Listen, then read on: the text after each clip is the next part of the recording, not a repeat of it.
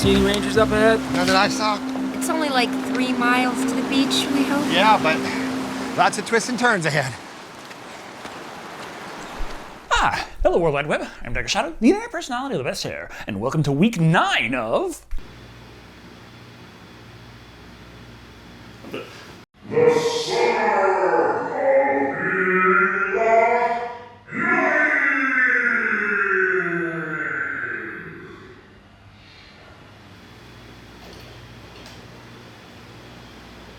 Which brings us to a fun little horror flick from 2009, A Perfect Getaway. One of those subvert your expectations kinds of horror movies. This is not some old dark house where some guy in Texas chases you with a chainsaw wearing your best friend's face, but beautiful Hawaii, paradise on earth. The weather's great, the food is amazing, and there's some serial killer on the loose spoiling the mood for everybody. Interestingly enough, it also doesn't really just use that as a backdrop, as this is a horror movie with a surprisingly low body count. It's all about the tension, the unease, the unwariness of not knowing who you can trust on your perfect little getaway. So what is the nitty-gritty of A Perfect Getaway?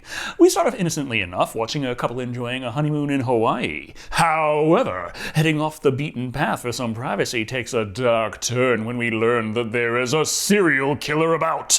Not only that, these secluded hiking paths are a bit more populated than anticipated.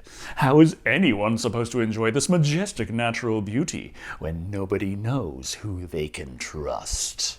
But the biggest subversion of expectations has to be the movie trying to make me feel like Milla Jovovich would be in any kind of danger if she found herself squared off against a slasher killer. But nevertheless, let's take a look at A Perfect Getaway and see what the movie has to say. I fucking hate you, Anderson. Sorry about that, Anderson. They're talking about their old film school bud, Clifford Anderson, who just got married to Sydney. We're introduced to them via a camcorder, cutting from the wedding to the honeymoon and our two leads, Steve Zahn and Milla Jovovich, just rattling down basic character traits for the audience, like how Cliff got that scar from his asshole little brother, and Sydney getting used to her new name. Mrs. Sydney Anderson. No, Mrs. Sydney Anderson. Listen, you know, it's like writing checks in January. I know I'm gonna blow it. You gotta keep practicing. Either way, it's a lot easier for me just to point at the character like, yeah, that one, right there, you know, Milla Jovovich. And we need to introduce the setting of this little adventure with a handy-dandy helicopter overlooking the island of Kauai.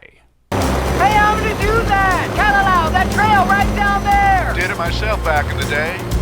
I'll show you what it's all for. And working as fast as they can to set up a horror movie while they're at it. First secluded hiking path I see, and bam, that's where I know I'm spending my weekend. Only 2 ways in and out Sydney, by foot or by kayak.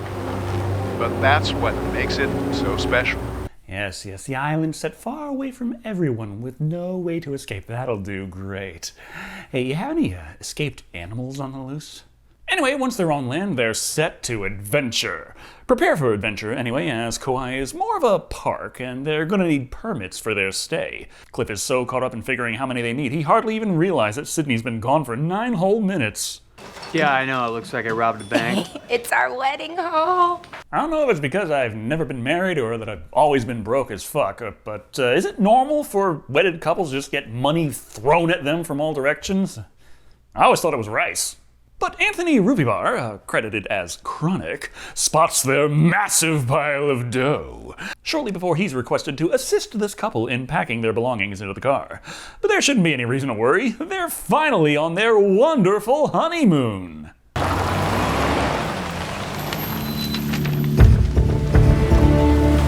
Spare the fact that there were some newlyweds who were recently murdered in Hawaii. I mean, other than that, it's a fantastic vacation spot.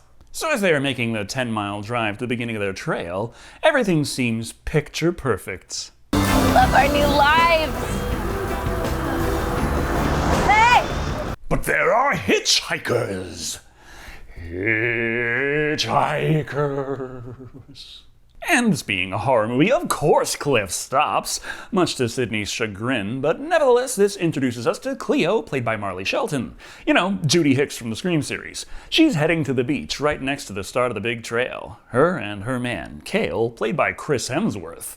But that is what spooks Clifford. Suddenly, he's not going that far, just like 20 feet or so can't give them a ride. stay here for 5 more minutes. I'm sure someone will come along that We can was take you waiting the for whole like way. an hour before you stopped. Maybe more. Well, if it's 10 miles, you could have been halfway there by now if you took the Shoelace Express. Cleo hasn't given up yet, though. Trying to go for sympathy points, she whips out the photos from her recent wedding with Kale. The guy, gotta specify that because they got married in the produce section of a Piggly Wiggly. They even had bouquets crafted out of radishes. All right, that's what those are. Hey, baby, look, it's Kale and Cleo getting married in Oahu. Yeah, suitable for framing.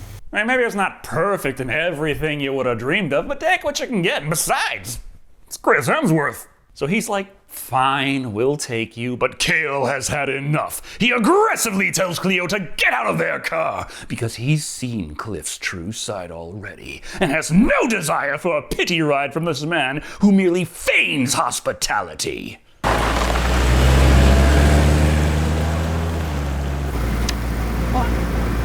I think we handled that really well.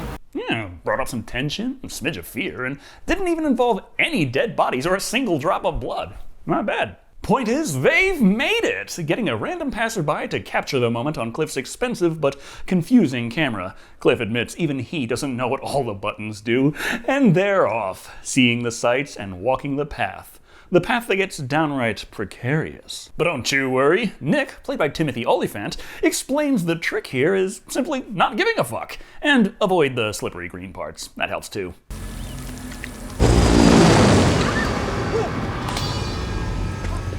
Outstanding. Almost just die right there. No, we're barely into Act 1. You'd probably just slip out of frame just to be able to jump back into it when you're needed the most. This chance encounter makes them fast friends. That and Nick thinks he recognizes Cliff's face from somewhere.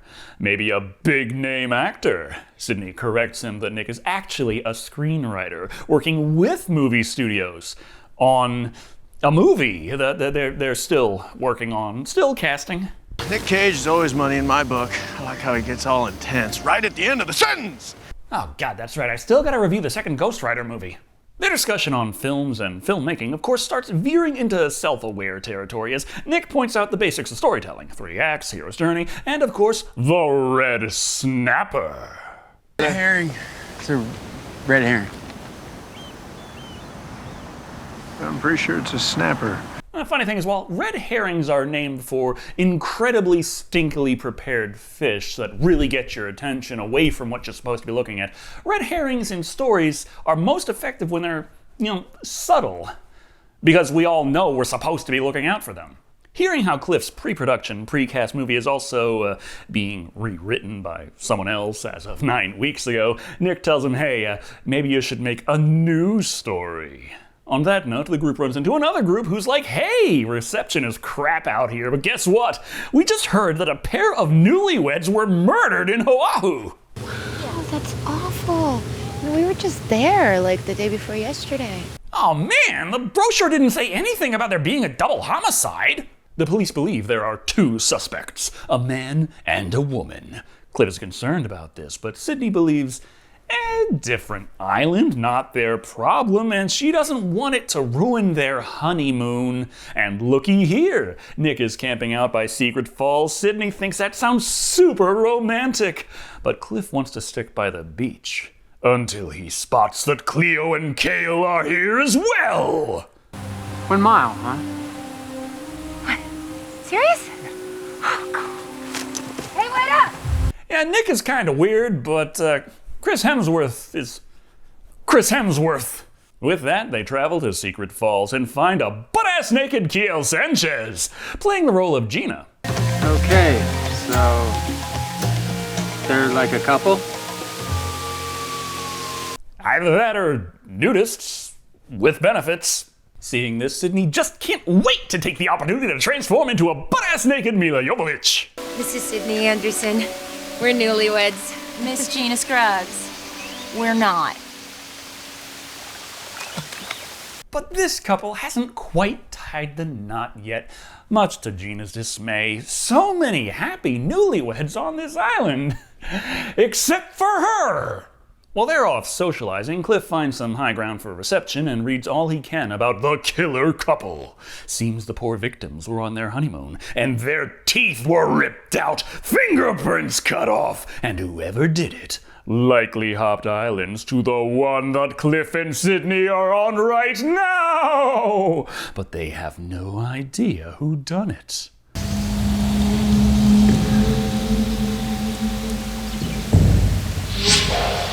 But as this is a movie, we can all rest assured that they have been introduced to the audience at some point. So while trying to load the picture of the suspects, Cliff is surprised by Cleo and Cale. Cale talking about how, oh yeah, plenty of people die out here every year. Nature hikes are dangerous. And, well, we're only human. How you doing, Hot Wheels? Good. That's 2 lies in one day. Comes natural to you, don't it? Hey, I still get tripped up by the how you doing question. Mainly the part about how it isn't actually a question. That's the kicker, though. Cale doesn't appreciate Cliff's deception and his disregard for Cale and his wife, all because they aren't the shining example of what society presents as wholesome, friendly faces. But while it's easy to flex on Steve's aunt, Timothy Olyphant is another story, so no, we don't have a problem here after all. Besides, they're going to be heading out to another beach up ahead. Maybe there, maybe further. Need permits to go further. Ah yes, the wisdom of Hunter S. Thompson. When everyone are thieves, the only crime is getting caught. Anyway, they'd better get moving soon. They only have permits for so many days. Or at least, they only bought permits for so many days. Cliff can't find them anywhere. Sydney thinks maybe he might have left them at the store, but he is certain he brought them. Perhaps Cale stole them. Only one way to find out. Dig through his bag in secret.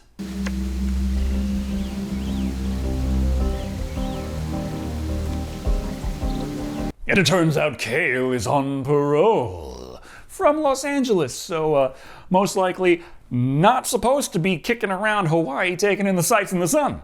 No time to think about that right now. We've got to get this show on the road. Cliff and Sydney are now traveling with Nick and Gina, making pleasant conversation along the way.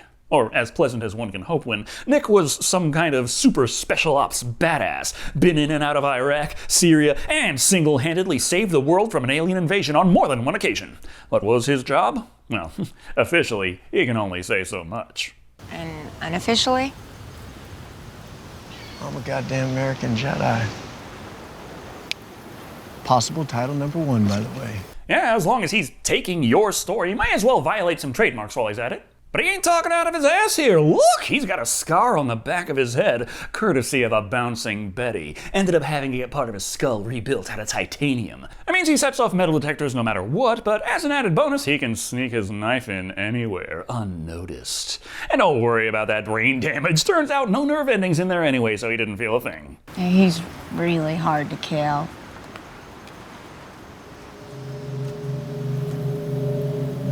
No. That title has already been taken as well. But as they continue onward, Cliff takes Sydney to the side to show her something. Shit. What? Hi, I'm Decker Shado. Like this video and subscribe for more of the summer of Milla Jovovich.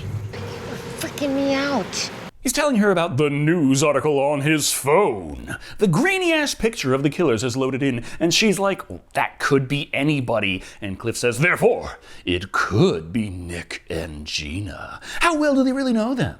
Well, Sydney has learned a lot about Gina thanks to Girl Talk, and at this point would rather Cliff take a chill pill. We're supposed to be on our honeymoon, okay? So, slow down that overactive brain of yours. Because I want to enjoy myself here. Hawaiian vacation first, freaky couple double homicide concerns later. Anyway, it might be raining cats and dogs, but they reach their campsite, and before long, Nick takes a page from Predator, staring out into the woods, because he senses something is out there. Probably just a goat. Hey, you tend to get those every now and again when a horror movie starts getting a little demonic. Cliff says he ain't seen a single goat this whole time, and Nick says, well, Cliff, that's because your situational awareness is absolute ass. You see, when I board an airplane, the first thing I do is mark the exits, cover, and concealment just in case, which has come in handy in the past when I also was the lone survivor of a horrifying crash. I remember seeing that on TV. Yeah, I saw it from the inside. He is really hard to kill. Oh yeah, well, I survived an airplane too. I mean, it didn't crash, but those fish noodle things they serve on Air China are just as risky. Point is, he's a man, and if Cliff is half the man he pretends to be, then he better follow Nick into the woods on a goat hunt. Unless he would rather stick with the ladies, painting each other's fingernails and talking about boys. Thus they set out together. Now, in privacy, Nick tells Cliff it's okay. He knows that Cliff thinks that maybe Nick and Gina are the killers. The gruesome twosome. Possible title number 2. Sorry, that one's taken too. Grindhouse Horror, 1967, The Gruesome Twosome. It was about a mother and son who kill a bunch of women to use their scalps to make wigs. You're gonna have to veer a little bit more into Ed Gein territory before that really fits. Cliff's like, what? Pfft, no, just coincidence you were there at the time of the murders. I was there at the time of the murders. Millions of couples were there. Nothing special about that. With that, they returned to the hunt. But wait! Okay, go. But wait! Go. Wait! Obviously, Nick is fucking with him and they ain't out goat hunting. No, Nick caught the sight of some mysterious person stalking them from the woods. Thus, with Cliff's help, they might be able to track them down. Later, first we gotta check out how Gina and Sydney are getting on. Sydney talks about her perfect marriage to the perfect man and how perfect her life is going to be going forward. And Gina's like, ha, bullshit. No one's life is as perfect as they say. So Sydney gives us a bit more backstory. Way back when she was young and innocent, she met a guy by the name of Rocky. Everyone thought he was perfect. She thought he was perfect. And then one night, after they went out, they were getting hot and heavy in his car, and he suddenly stopped to show her the dead dog of the neighbor he had hung to death earlier that day. He said he would kill her if she ever told anyone. And now she has for the first time. You know, it always amazes me how much people talk about themselves when they're on vacation. Talk to people they only just met. It's like free therapy, and as an added bonus, you're never gonna have to see this person ever again. But back in the woods, Cliff does spot something through the brush. Around the same time that Nick slips out of earshot, leaving Cliff completely alone, wondering, who could that be? Hey, what you doing? Cliff, yeah? Cliff Anderson. Oh, hey, it's Chronic. You wouldn't happen to have a real name by chance, would you? But what are you doing here? Why are you following us? And who is that female? That's my bitch. So what you're saying is, you two are a couple, sneaking around in these woods. And I just so happen to have a handy hand axe right here. But Chronic isn't here for murder, no. It turns out Cliff accidentally left his permits at the store. You came all this way just... And they thought you needed them. I mean, yeah, if the authorities show up, but let's be real here. There's a lot of things going on right now that shouldn't be done in front of the authorities. So by the end of it all, Cliff returns to camp, hatchet in hand, like, oh, Nick, no idea, he's in the woods somewhere, but don't you worry, he's not far behind carrying a big dead goat. Also, very fortunately, Gina is quite skilled at preparing meat, removing the guts, bleeding the creature, all that fun stuff. I find that more interesting than gory, really. As do I, but sadly, YouTube does not base its monetization policies on the opinions of you and I. So Cliff is like, yeah, these two are knuckin' futs. Sydney says, well, they could just say fuck it and leave, but Cliff says it's probably not a good idea to tell these guys, hey, we think you're the killers, so we're just gonna go now. Best bet is to play it cool, stay on Nick's good side, and finish what they set out to do. I just thought we were gonna have a real honeymoon. And I thought this horror movie was gonna have the body count rising, but here we are just perpetually terrified and questioning reality. However, on the next morning, the police arrive, sweeping the area looking for someone.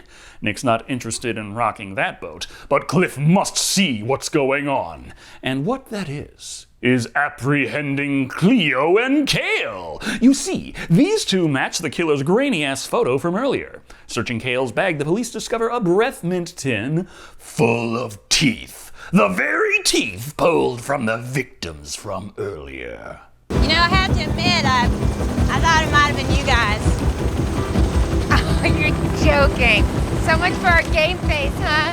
To be fair, you are Milla Jovovich. I haven't reviewed a single movie of yours all summer where you haven't killed at least one guy. So they can yuck it up and have a good laugh, having thought each other were the killer when it was obviously Cleo and Kale, right? Well, they make it to the beach. Cliff hands Gina the camera to take their picture, and they can enjoy the final day of their wonderful honeymoon together. And what a day it is to be! It's absolute paradise, and Cliff does not intend to waste a minute telling Nick he's made a deal to rent a couple kayaks for an hour so they can go up the coast a bit and check out the sea caves. Nick's not too interested, but Cliff's like, hey, come on, buddy, we can talk about that movie we're gonna make of your life along the way. So they're off, and while Sydney is minding herself off to the side, Gina picks up the camera to zoom in on their happy escape. But hold on, camera's memory card is loose. Poking it inside, it loads up all the happy photos from Cliff and Sydney's wedding, their friends, their family, and of course, the happy couple.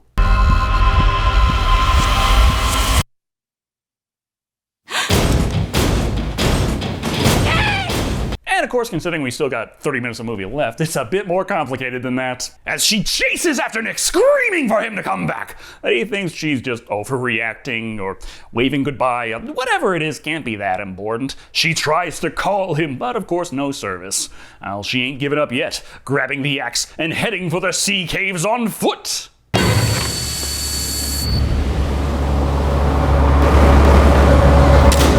And that is what Gina saw. Yeah, Cliff and Sydney. They aren't Steve Zahn or Milla Jovovich. So when the guys reach the sea caves, Nick goes in first, having a nice relaxing time, making a few movie references that the other guy doesn't get, which is pretty odd for a screenwriter. And finally, Nick understands that he is not who he claims. He's been lying to them this entire time! Cliff? Call me Nick. And now it's time for the shocking revelation! And buckle yourselves in, because this black and white scene explaining everything that really happened, it goes on for like 8 minutes. You see, Cliff and Sydney were the couple who were murdered on Honolulu by these two. They kill people to become those people, removing teeth and fingerprints. They framed Kale when they tampered with his bag and told Chronic that Kale had a gun. But Cliff and Sydney's wedding tape was also used to get their characters down just perfect. And once they were done with that, they tossed the tape into the ocean, believing all the records of Cliff and Sydney to have been destroyed, which is where Nick saw them, and how he recognized them. But how about a little motivation? Well, it seems our guy here is a bit of a solipsist, completely lacking in any form of empathy whatsoever. If I just turn my head, you know, for just a minute, but don't tell me, but does everything just stop? Just shut down? Go into some energy-saving hibernation mode?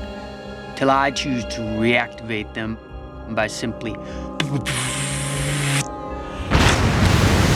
It's kind of like narcissism, but taken to the extreme. It's not just that the self is the most important thing to someone, it's the belief that it is literally the only thing that actually exists. Which makes meaningful relationships a bit complicated, to say the least. But that's where the murder of couples comes into play. You see, Milla Jovovich's character wants to be loved, and the man she loves can only act to love her back by his ritual of ending a couple's lives and then taking them on as their own. Does that make me crazy, Rocky? No. Everyone deserves to be loved. It's sticking with this asshole through all these years and all those murders that makes you crazy. Why does she go along with it? Well, they're doing drugs! Now, back to our regularly scheduled program. Gina screams in terror so Rocky tries to shoot her, which she avoids. But then it's time for the attack of the Mad Jovovich! Channeling her inner Chris Redfield, she punches a boulder, but when she lunges at Gina, she ducks, causing her to fall into the ocean caves below. By the time Gina musters up the courage to check below, everyone is gone. So she's all alone, but knows she isn't alone. But wait! There is a signal. Someone has managed to call her! Who is this? Hello, my name is Woody, and I'm calling to make sure you're getting the most out of your AT&T. Oh god, just when you think it can't get any worse, here comes Jason from American Solar! But this is the only call that managed to get through, and she's got next to no battery left, so she's like, listen here, maggot! There are psycho killers on the loose, so you send the police to this island right now, you got that? Hope so, because her phone has just died, and she will too if she doesn't escape from Rocky. He shoots her, but when she gets the chance, she stabs him through the hand and runs like hell. While the chase ensues, hey, would you look at that? Nick is still alive. Stupid Rocky shot him in the back of the head, which just so happens to be where his titanium skull plate was. How convenient. So he must move to save Gina. Later, first, Gina has to run into the most unhelpful group of EMTs she could, who notice she's injured and insist she stop and lie down in the middle of her trying to run for her life from a psycho killer. This takes so long, Rocky shows up. Like, hey, sorry about that. We've been trying to help her, but she just keeps acting like this. You see, she's doing drugs. Like this. See these drugs? Just like the drugs she's doing. Problem with his story, these are EMTs, so it's not lost on them that Gina's scared, but her eyes are fine, whereas this guy's pupils are dilated to all hell. Guys, that was a perfectly good story. And there we go, finally, an hour and a half into this movie, and the body count rises. So he mows down all 4 of them. But Gina manages to slip away right before Nick swoops in to save the day. He is here to kill Rocky and stop this madness. But what's this? The police that Gina called have come in, but they picked up Milla Jovovich, believing her to be the hapless victim. And now they need to know which of these blood-drenched madmen to shoot. Who is the real killer? The one who killed all those people is the same guy who's about to pick up that gun.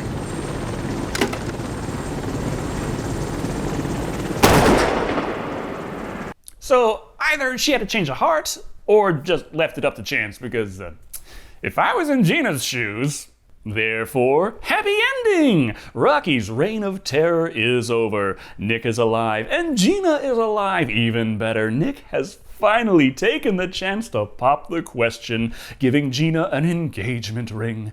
There's nothing but clear skies ahead for the 2 of them. Let's not do a honeymoon. Of course not, because after all, that was a perfect getaway. Very not bad. Unfortunately for me, I did research this movie enough to make sure it wasn't a romantic comedy before deciding to watch it, and I did end up reading enough about it to get the big twist spoiled for me before my first watch. But you know what? That's okay, because honestly, this movie works beautifully when seen multiple times. It's not just the twist at the end that holds it together. Any movie can have a twist. What makes A Perfect Getaway work is the fact that at no point does the movie lie to the audience. Everything we see is dripping with clues that seem obvious the second time around, that are perfectly innocuous the first time. Take Rocky's penchant for removing Cliff's glasses whenever he needs a good look at something. That comes off first like it's just a movie being a movie. People always take off their glasses to look at things. But in the context that those aren't his glasses, it makes a whole lot more sense. Honestly, there are a ton of little hints like that I couldn't even cover for this review, because remember, I like to keep these from dragging on for too long. There's just so many little hints here and there that present one idea to the audience when actually being something far more sinister. It really impresses upon a deeper viewing. I appreciate it a whole lot more 2 or 3 times over. At the end of the day, A Perfect Getaway don't got much on the body count, but the sense of unease it weaves while dropping breadcrumbs literally everywhere, it's impressive. I highly recommend it, even after I spoiled everything. Coming in at 5 gutted goats out of 5. It really is even better on a second viewing. Don't believe me? Give this review another watch. Thank you all for watching. I've been Dr. Shado. And remember, be careful with hitchhiking. That goes for both parties.